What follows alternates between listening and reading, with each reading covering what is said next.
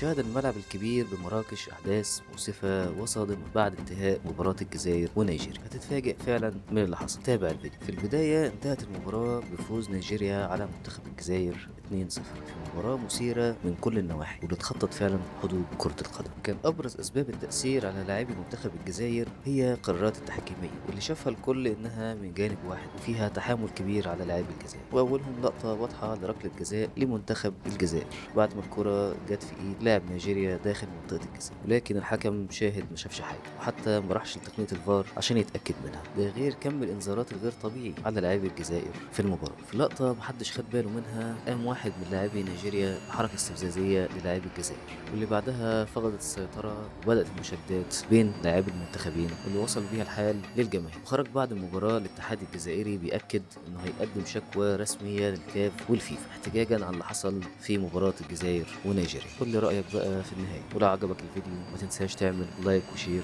وسبسكرايب.